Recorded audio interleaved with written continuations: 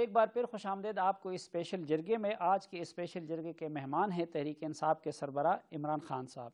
عمران صاحب، یہ جو لاہور کے جلسے میں آپ نے پہلے سے حسین حقانی کا نام لے لیا، تو یہ آپ کو کس نے بتایا تھا؟ تب تک تو ہمیں بھی پتہ نہیں تھا کہ بھئی جس بندے کی بات کی جا رہی وہ حسین حقانی ہے۔ فائنینشیل ٹائمز کا آپ آرٹیکل پڑھ لیں، اس کے اندر صاف انڈیکیشن دی ہوئی ہے۔ مالک کا آرٹیکل پڑھ لیں اور جو شاہین صبائی نے لکھا ہے اس میں پڑھ لیں، اور اتفاق یہ ہوا کہ مالک وہ سٹیج کے اوپر بیٹھے ہوئے تھے۔ میں انگلینڈ کے لائبل لاز جانتا ہوں۔ اب سنڈے ٹائمز نے میرے اوپر لکھ دیا کہ میری منٹر اور پاشا کی میٹنگ ہوئی ہے، میں نے سیدھا ان کو لیکن عمران صاحب آپ تو بڑے کرے، آپ منصور اعجاز جیسے 2 نمبر بندے کی بات پہ یقین کرنے کو تیار ہیں۔ وہ ایشو نہیں ہے، ایشو ہے فائنینشیل ٹائمز کی سٹوری۔ فائنینشیل ٹائمز منصور اعجاز پہ ماننے کے لیے تیار ہے؟ اگر وہ تھا تو اس میں حقیقت ہوگی۔ کہ دیکھیں، میں ان کے اخباروں کو جانتا ہوں، میں انگلینڈ میں لائبل کیس لڑا ہوا ہے بوتھم کے ساتھ، مجھے پتا ہے لائبل لاز کیا ہے وہاں۔ آپ کا اگر وہ اتنی بڑی آپ کے اوپر الزامات لگا دیں، ایک ملک کے پریزیڈنٹ کو اصل میں کہہ رہے ہیں کہ ایمبیسڈر کے ذریعے وہ کر رہا ہے، تو اتنا بڑا الزام ملک کے پریزیڈنٹ پہ لگا دیتا ہے 2 ہفتے تک کوئی۔ اچھا، اب انہوں نے ایک اور بھی الزام لگا دیا ہے، اور وہ کہتے ہیں کہ ڈی جی ISI پہلے، یعنی اپنے انٹیلیجنس کے حوالے سے وہ کہہ رہے ہیں کہ وہ عرب حکمرانوں سے ملے تھے، اور یہ سب ظاہری بات ہے کہ اب ان کو بھی انہوں نے ملوث کر دیا، ڈی جی ISI کو بھی۔ تو آپ ان کے خلاف بھی اسی طرح پروب کا مطالبہ کریں گے، یا ان سے بھی استعفیٰ کا مطالبہ کر رہے ہیں جس طرح حسین حقانی سے کی؟ یہ ذمہ داری گورنمنٹ کی ہے۔ دیکھیں، آپ کا ڈیمانڈ کیا ہے؟ پہلے تو میں آپ کو ایک بات بتاؤں، اس وقت پہلے تو فیصلہ کریں یہ ملٹری گورنمنٹ ہے یا ڈیموکریٹک گورنمنٹ ہے، پہلے تو فیصلہ کر لیں۔ اگر تو ملٹری گورنمنٹ ہے، آپ ڈائریکٹلی کہیں کہ جناب جنرل کیانی کو تحقیقات کرنی چاہیے اس میں۔ اگر یہ ڈیموکریٹک گورنمنٹ ہے، ڈیموکریٹک گورنمنٹ میں یاد رکھیں سلیم جی، اگر ایک ٹرین کا ایکسیڈنٹ ہوتا ہے وزیر ریزائن کر دیتا ہے، ذمہ داری اوپر ان کے پاس ہے۔ یا تو یہ فیصلہ کر لیں کہ ہم نہیں ہیں ڈیموکریٹس، تو فوج رن کر رہی ہے، ہم آج فوج کے اوپر اپنی بندوقیں تان دیں گے۔ اب اگر یہ الیکشن لڑ کے لوگ آئیں اور سارے مزے لوٹ رہے ہیں پرائم منسٹر اور پریزیڈنٹ شپ کے، اور ہمیں کہیں کہ تنقید فوج کی کرو، اور یہ چپ کر کے اوپر بیٹھے ہوئے ہیں، ان کی ذمہ داری۔ واحد معاملہ ہے جس میں آپ اور نواز شریف ایک پیج پہ ہیں، اور آپ بھی کہتے ہیں کہ ہاں سپریم کورٹ فیصلہ کرے، اس کی کیا وجہ ہے؟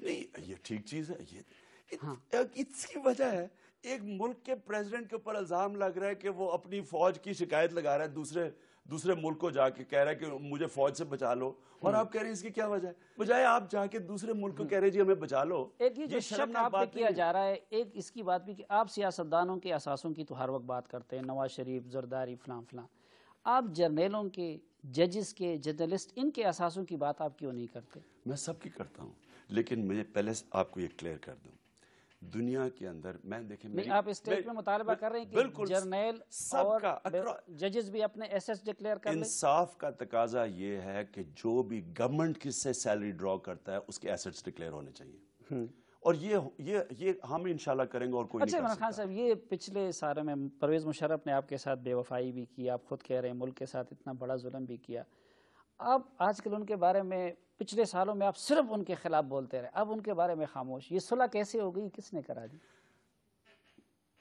دیکھیں، اب یہ پھر سے میں ایک مثال دیتا ہوں کہ یہ اس طرح ہے کہ محلے کا ایک بڑا غنڈہ لوگوں کو پھینٹا لگا رہا ہے، اور آپ بجائے اس کا مقابلہ کرنے کے بچوں کو پکڑ کے مارنا شروع ہو جائیں۔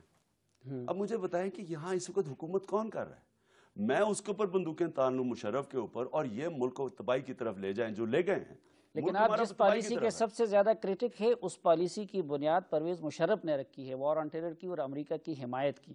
تو میں نے کب اس کو کہا کہ اس نے نہیں رکھی؟ نہیں، تو آپ نے ان کے خلاف تنقید کیوں چھوڑ دی؟ آپ ان کے محاسبے کا مطالبہ کیوں نہیں کر رہے ہیں؟ دیکھیں، ایک سلیم، دیکھیں، محاسبہ ان کا کرنا تھا، انہوں نے کیوں نہیں کیا؟ کیونکہ NRO کی وجہ سے۔ ٹھیک، NRO کے لیے الیکشنز کس نے بوائیکاٹ کی؟ ہم نے کی۔ مجھے بتائیں کہ اس میں الیکشن لڑنا چاہیے تھا؟ اس حکومت کے لیے کہ مجرم مشرف قرار پاتے ہیں، تو آپ کو اختیار ملا تو آپ ان پہ غداری کا مقدمہ چلائیں گے؟ سلیم، پہلے تو یہ سمجھ لینا کہ اب مجھے یہ بتائیں کہ کونڈولیزا رائس کی اسٹیٹمنٹ کے بعد جو لوگ الیکشن لڑے ہیں انہوں نے غداری کیا ملک سے۔ ہم نے ٹھیک الیکشن کا بوائیکاٹ کیا تھا، ہم کہتے گئے کہ یہ NRO کو الیکشن ہو رہا ہے، اس میں پاکستان کو کوئی فائدہ نہیں۔ مشرف پہ چلائیں گے آپ غداری کا مقدمہ؟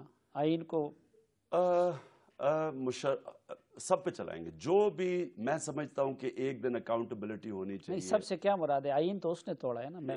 ہاں، جو قانون توڑے گا اس کے اوپر کریں گے۔ دیکھیں آپ سلیم جی، آپ دیکھیں نا، آپ غلط طرف آرگیومنٹ اس لیے لے کے جا رہے ہیں کہ مشرف کو جائے تقریباً 3.5 سال ہو گئے، ملک تو تباہی کے کنارے پہ کھڑا ہے ان کی وجہ سے. ٹھہر جائیں پہلے میں کلیئر کر دوں. آپ چاہتے ہیں کہ ہم اس سے پکڑ کے تو ادھر لڑائی شروع کر دیں جبکہ اصل بیٹل ابھی ادھر ہو رہی ہے. اب مجھے بتائیں اب تو صاحب اس نشست میں بیٹھا تھا جب اس میں کہا کہ میری عمران خان کے ساتھ اتحاد ہو سکتا ہے, ساتھ وہ کتے کا بھی ذکر کیا کہ میں نے ان کو گفٹ دیا ہوا ہے, اور تو اس لیے ہمیں شک ہوا کہ کہیں آپ جو ہے. میرا جنرل مشرف سے کوئی اتحاد نہیں ہو سکتا, میں کلیئر کر دوں. میں نے کبھی ہمیشہ کہا ہے کبھی کوئی اتحاد نہیں ہو سکتا. اور میں یہ بھی آپ کو کلیئر کر دوں کہ جب ہم آج بیٹھ کے اس کے اوپر 3.5 سال پہلے جو چلا گیا یہاں سے, انہوں نے اگریمنٹ سے بھیجا, گفٹ کیوں قبول کیا آپ نے؟ اور دیکھیں ہمایوں گوہر نے مجھے دیا, وہ کہتے ہیں میں نے دیا ہے, ساتھ وہ جم کو گواہ بھی بنا دیا کہ نہیں مجھ سے مانگا تھا میں. ہمایوں گوہر نے دیا. ہمایوں میرا بڑا پرانا دوست ہے, باپ اس کتے کا جو تھا وہ جنرل مشرف کا.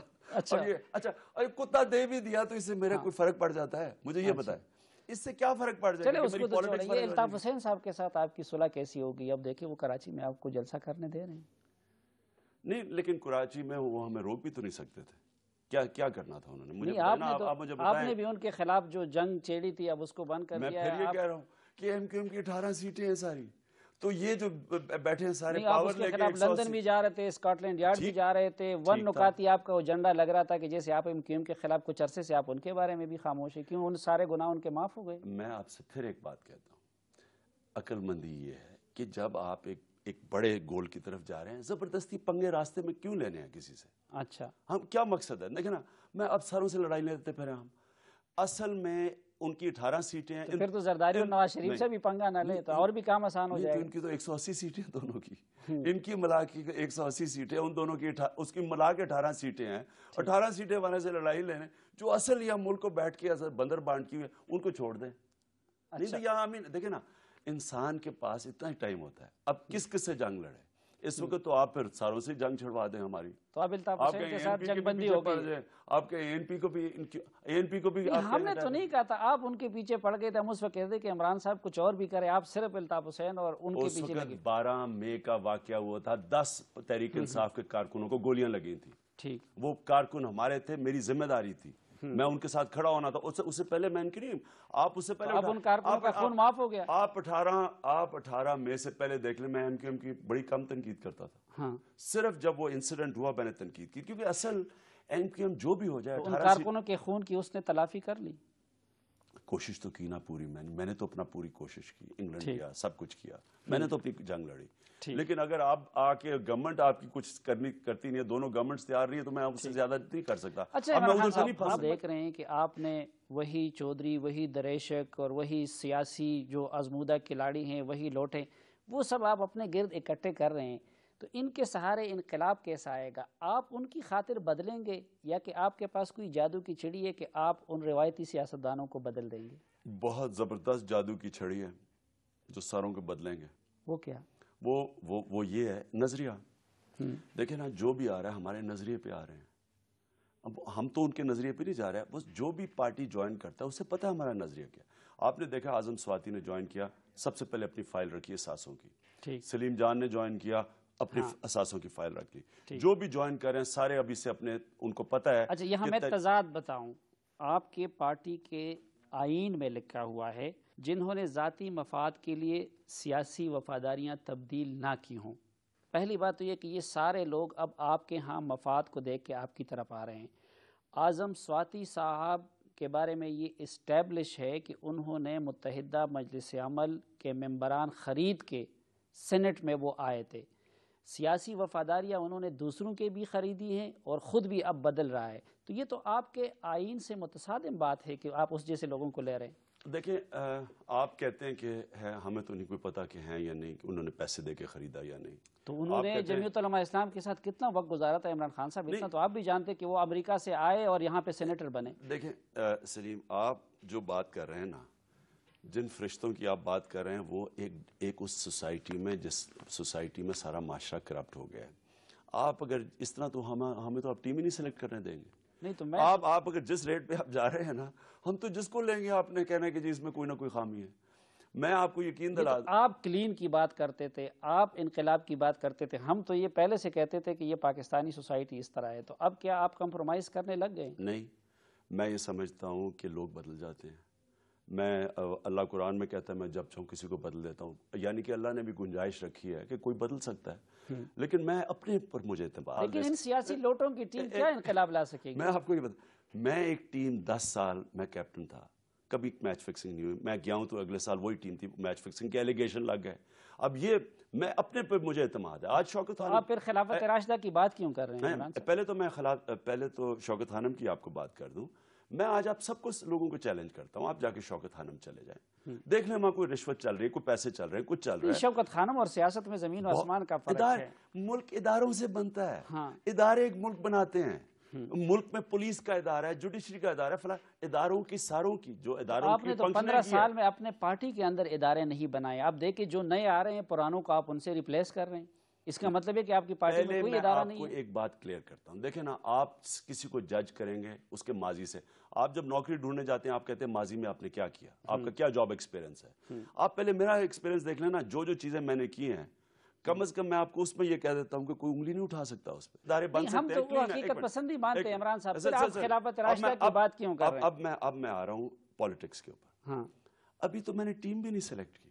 جو آخری ٹیم آپ کی بنے گی، آپ کی کون سے کینڈیڈیٹس آپ کے آئیں گے، یہ آپ لوگوں کے کینڈیڈیٹ نہیں ہوں گے. آپ کو نہیں، ہم نے کلیئر کیا ہے. تو یہ کس لیے آ رہے ہیں آپ کے پاس؟ ہم نے کلیئر کیا ہے کہ جو ہمارا کینڈیڈیٹ ہوگا، سارے انکنڈیشنلی آ رہے ہیں، جو بھی آ رہا ہے انکنڈیشنلی آ رہا ہے. اور ہم نے یہ کلیئر کیا ہے کہ یہ اس جلسے سے پہلے کیوں نہیں آ رہے تھے عمران خان صاحب اگر انکنڈیشنلی آ رہے؟ اور آپ کیا یہ سمجھتے ہیں کہ آپ خورشید قصوری کو، آپ شاہ محمود قریشی کو، آپ خواجہ ہوتی کو، ان لوگوں کو ٹکٹ نہیں دیں گے یا بعد میں فیصلہ ہوگا؟ اگر میرے خیال میں یہ سارے کلین لوگ ہیں. خورشید قصوری کے اوپر کوئی انگلی نہیں اٹھا سکتا، شاہ محمود پہ، جہاں تک خواجہ ہوتی صاحب پہ، ان پہ کوئی.